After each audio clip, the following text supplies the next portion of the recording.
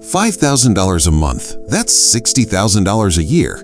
You know what the average American actually takes home? $3,200 every single month. That $1,800 gap, that's not a motivation problem. That's not a discipline problem. That's a trap, and someone built it on purpose. Look, if you're watching this, I already know a few things about you. You're probably somewhere between 22 and 28. You've got a job, maybe even a decent one, but after rent, after the student loans, after somehow spending $60 on DoorDash 3 times this week, and after that Klarna payment you definitely forgot about, your bank account at the end of the month looks nothing like the life you thought you'd have by now. And you're doing everything right. You show up, you work hard, you've maybe even Googled how to make more money at 11 p.m. lying in bed feeling that quiet panic. I'm not going to tell you to cut your Netflix subscription. I'm not going to tell you to wake up at 5 a.m. That's not what this is. What I'm going to do in the next 12 minutes is show you the 3 specific traps that are mathematically preventing you from hitting $5K a month. And then I'm going to show you the actual equation, because $5,000 a month isn't a fantasy. It's a math problem, and math problems have solutions. But before we get there, I need to warn you about something. Trap number 3 is the one nobody talks about. Finance YouTubers won't touch it. Your boss definitely doesn't want you thinking about it. And honestly, it might be the one that's been silently running your financial life without you even knowing. I'll get there. But first, let's start with the one that got you. Trap number 1, the dopamine tax. You ever notice something weird happens every time you start making more money? You feel great for about 6 weeks. Then you're back to feeling exactly the same as before, just with a slightly bigger apartment and a car payment you maybe shouldn't have signed up for. That's not a coincidence. That's your brain doing exactly what it was designed to do. Here's the science in plain English. Your brain runs on dopamine. That's the chemical that makes you feel good, feel motivated, feel like things are worth doing. And your brain is incredibly good at one thing: resetting. Every time your income goes up, your brain recalibrates what normal feels like. The new salary becomes the new baseline. The new apartment is just where you live now. The dopamine spike is gone, and suddenly you need more just to feel okay again. Scientists call this the hedonic treadmill. I call it the dopamine tax because every raise you get, your brain charges you for it. Here's what the data actually shows. The average American gets 4 meaningful raises over their first 10 years of working. 4. And yet study after study shows that their savings rate barely moves. Their stress around money barely changes because the lifestyle adjusts automatically, like your brain is on autopilot spending before you even consciously decide to. You got a raise. Your brain said, okay, nicer coffee, better gym, upgrade the phone plan, maybe we can finally afford that monthly subscription box we've been eyeing. Done. Raise absorbed. Back to zero. This is why income alone doesn't get you to $5K a month, because if your brain is wired to spend everything you make, making more just means spending more.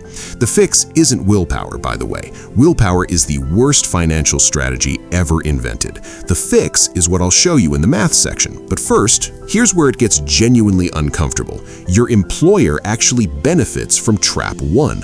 A workforce that spends everything it makes is a workforce that can't afford to quit. Think about that for 1 second. You're not trapped by accident, you're trapped by design. Which brings me to trap 2, the one that's quietly putting a mathematical ceiling on your income that you probably didn't even know existed. Trap 2, the time for money ceiling. Let me do some math with you real quick.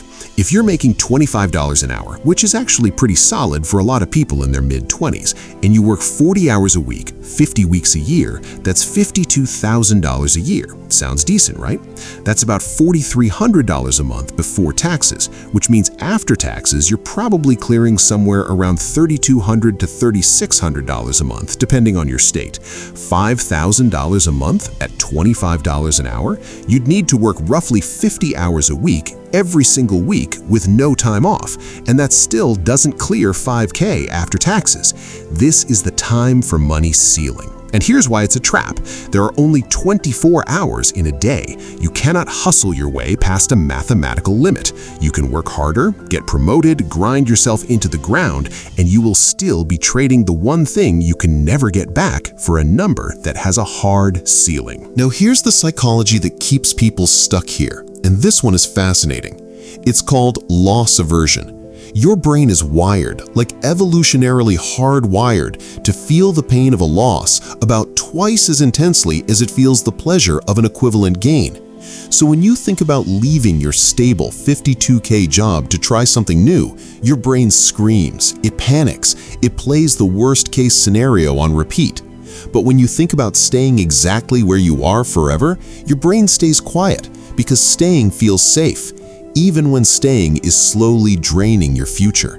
And this creates something called cognitive dissonance. You simultaneously believe, I want financial freedom, and I'm not going to do anything that risks what I already have. Both things are true at the same time, and they cancel each other out. You stay frozen. Here's the thing nobody says out loud. You don't have to quit your job. You don't have to risk everything. The answer isn't to blow up your stability. It's to build a second floor. And I want to ask you something right now. How many income streams do you currently have? Type it in the comments, just the number, 1, 2, 3, whatever it is. I'm willing to bet most of you are typing 1, and there's no shame in that. The entire system was designed to produce exactly that answer. School didn't teach you about income stacking. Your parents probably had one job their whole life. One income stream feels normal because you were trained to believe it's normal. It's not, and I'll show you what it actually looks like in a minute. But first, trap number 3, the one I promised you at the start, the one nobody talks about. Trap number 3, your brain's income identity cap. This is the one. Here's what happens inside your head when you try to make more money than you've ever made before. And I mean neurologically, like actual brain chemistry. You've got two systems running at all times. Your prefrontal cortex, that's the rational, planning, long-term thinking part of your brain. And your amygdala, that's the threat detection, fear-based survival system that evolved when humans were running from predators. Here's the problem. Your amygdala doesn't know the difference between a lion and an opportunity. Both feel like danger. Here's the problem. Your amygdala doesn't know the difference between a lion and an opportunity. Both feel like danger. So when you try to start a side hustle or charge more for your skills or put yourself out there in a new way, your amygdala fires. It says, this is unfamiliar. Unfamiliar is dangerous. Stop. And you listen. You close the tab. You tell yourself, I'll start next week. You self-sabotage, and then you blame yourself for being lazy or unmotivated. But it wasn't laziness. It was your threat detection system doing its job. But here's the deeper layer, and this is the part that genuinely messed me up when I first understood it. You have an income identity, a number, usually unconscious, that represents the most money you believe you're allowed to have. It gets built over years by watching your parents' relationship with money, by what you heard about rich people, by what felt realistic for someone like you. If your family made $45,000 a year when you were growing up, your brain might have quietly decided that $45,000 is what people like you make. So when you get close to it, you feel comfortable. When you go past it, your amygdala says, whoa, hold on, this isn't right, this isn't safe, pull back. This is why people get a side hustle and then mysteriously lose motivation right when it starts working. This is why people blow their savings right after they hit a milestone. The scarcity mindset doesn't go away when the money comes. It follows you there and convinces you that you don't deserve to keep it. Recognizing it is step 1. Actually restructuring it is step 2, and that's a longer conversation. But the fact that you're watching this video, that's your prefrontal cortex fighting back. Now, let's talk about the math. Because knowing the 3 traps doesn't pay your rent, you need an actual plan, and I'm going to give you the simplest version of the 5K equation I've ever seen, broken down into something you can actually start this week. The $5,000 equation sounds like a big number until you break it apart. Here's what it actually looks like in real life for someone starting where you are right now.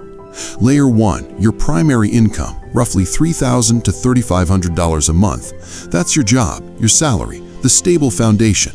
You don't blow this up, you don't quit tomorrow. This is your runway. Layer 2, your skill income, $800 to $1,200 a month. This is the piece most people skip because they say, I don't have any skills. That's almost never true. If you can write, Edit, manage a social media account, do basic video editing, run a community, handle customer service. Any of those can be turned into $200 to $400 a week pretty realistically within 60 to 90 days. We're not talking about some massive business. We're talking about 2 or 3 clients who pay you monthly for something you already know how to do. Layer 3, your digital or passive layer, $300 to $600 a month. This one takes the longest to build, but it also runs while you sleep. A faceless YouTube channel in a niche you know, a simple digital product, an AI service you've set up once and deliver repeatedly. This isn't passive income from day one, nothing legitimate is, but it's income that doesn't require you to add more hours once it's built. $3,500 plus $1,000 plus $500, that's $5,000 a month. That's the equation, not a fantasy, a construction project. And the most important thing about this equation, you don't build it all at once. You build layer 2 first. You get to a consistent $500, then $800, then $1,000 a month from your skill layer. You automate what you can. Then you take a portion of that, not your job income, your extra income, and you start building layer 3. The dopamine trap loses power when your income isn't coming from one source. The time for money ceiling breaks when part of your income doesn't require your time.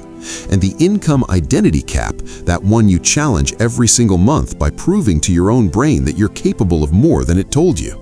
Here's the thing that always stays with me. Everything I just told you, the psychology, the math, the income stacking, none of this is taught in school. None of it. You can graduate with a 4-year degree and have zero understanding of how your own brain relates to money, or why trading time for dollars has a ceiling, or how to build income that doesn't require you to show up every single day. And that's not an accident. A workforce that understands this stuff is a workforce with options, and options mean leverage, and leverage changes the power dynamic. So yeah, they don't teach it. You had to find a YouTube video at 11 p.m. on a Tuesday to learn any of this? So if this hit different, if even one part of this made you think, okay, I need to start moving, hit subscribe. Not for the algorithm, because the next video is going to go even deeper on exactly how to build layer 2, the skill income, from scratch, with no audience, no following, and no MBA. Drop a comment telling me which trap hit you hardest, 1, 2, or 3. I read every single one. Hit the bell so you don't miss what's coming next. And hey, you found this video. That's already more than most people do. See you next time.